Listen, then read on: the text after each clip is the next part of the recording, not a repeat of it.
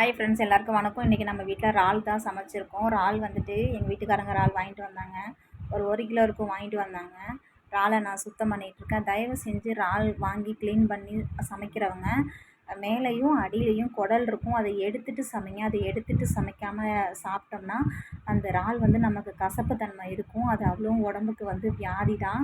So வந்துட்டு இனிமேல் வந்து இறால் வந்து சமைக்கிறவங்க இந்த பக்கமும் அந்த பக்கமும் குடல் எடுத்துகிட்டே சமைங்க, ஓகேவா?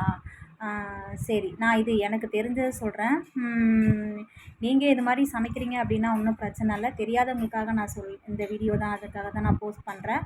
இறாலை வந்துட்டு 2 பக்கமும் க்ளீன் பண்ணி இந்த பக்கமும் அந்த பக்கமும் இறால் வந்துட்டு குடலை எடுத்துகிட்டு சமைங்க. தயவு செஞ்சு குடலை எடுத்துகிட்டு சமைங்க. அதான் நம்ம உடம்புக்கு நல்லது.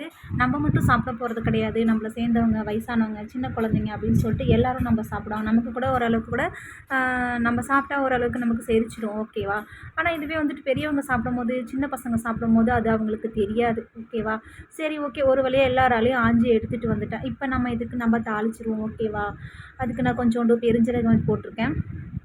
பெருஞ்சீரகம் போட்டுட்டு வெங்காயம், தக்காளி இது 2த்தையும் அதோடு சேர்த்துருக்கேன்.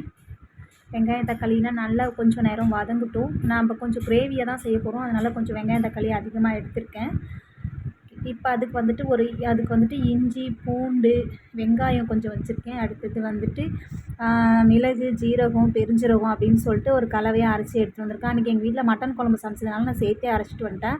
ஓகே, இப்போ இந்த பேஸ்ட்டையும் நம்ம இது கூட சேர்த்துப்போம்.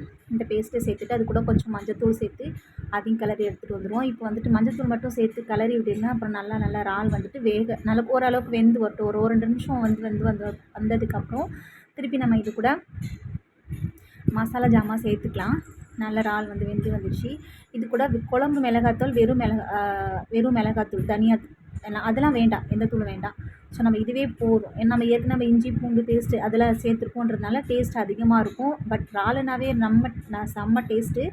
ஓகே, இதெல்லாம் சேர்த்தாச்சு. இப்போ நம்ம தேங்காய் கொஞ்சம் அரைச்சி எடுத்துகிட்டு வந்திருக்கோம். ஒரு மிக்ஸி ஜாரில் கொஞ்சமாக தேங்காய் சேர்த்து எடுத்துகிட்டு வந்துட்டு இப்போ நம்ம தேங்காவும் அது கூட சேர்க்க போகிறோம். தேங்காயும் சேர்த்துட்டு நல்லா கிளறி விட்டுட்டு இறால் ரெடி ஆகிடுச்சு. நாங்கள் சாப்பிட்டோம், டேஸ்ட்டாக இருந்து. நீங்களும் இது மாதிரி செஞ்சு பாருங்கள் ஃப்ரெண்ட்ஸ். பாய்.